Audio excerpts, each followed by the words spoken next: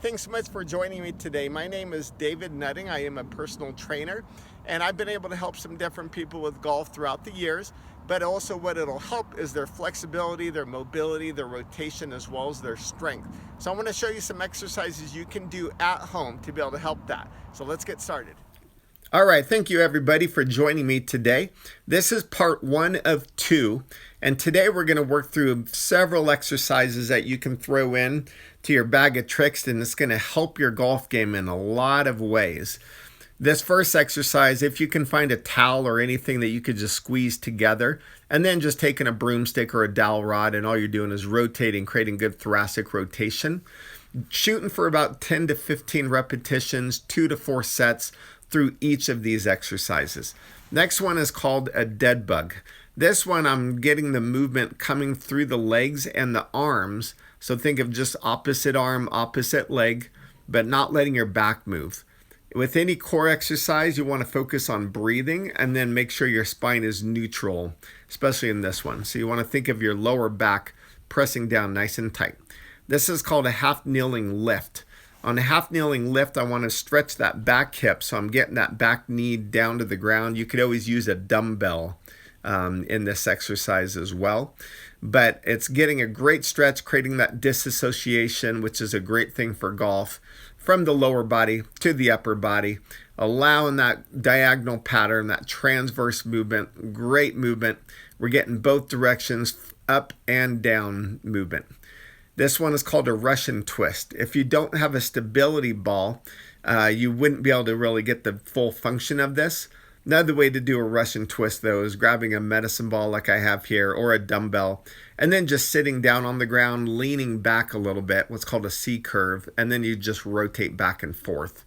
And so that's another way to be able to do a Russian twist. But here, if you notice, I'm stacking the shoulders both directions. This is called pelvic rotations. If you notice, I'm not rotating or moving the upper body. I'm just teaching my body how to rotate from the lower extremity. Again, that disassociation from the lower to the upper. And if you notice, on a lot of these exercises, some of them you rotate upper, some of them you're rotating lower. And you want to go both directions. This is a plank. And with that plank, it's a shoulder tap. So as I do a quick little tap, I'm not rotating my back, not rotating my hips. I have my feet nice and wide to create good stability, and I'm using the core through it. This is called a wood chop.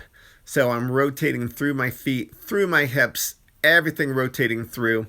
I can create good power to come up, or I can create power to go down. It's a good idea for golfers to get both directions and to get power up and then power down. So it's called a lift or a wood chop for both directions. Next exercise is a side plank with a reach.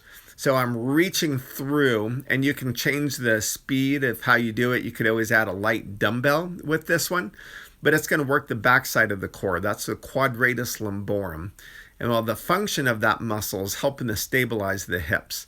So it's good on protecting your lower back. A lot of good function, a lot of good movements here through all of these, and they're all going to be able to help with golfing. This one is called a bird dog, but I'm adding an abduction, or kind of just pushing the arm out, leg out, but not changing the rotation of my hips. If you notice, I'm trying to keep my back and my hips nice and stable, and just letting the arm and the leg both come out. Good stretch through the lower back, creates a good cross pattern movement there through it.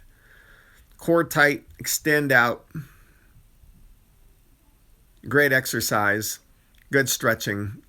There's a lower back guy named Stuart McGill, and this is one of his without the abduction movement, but it's just basically bird dog, just coming straight out.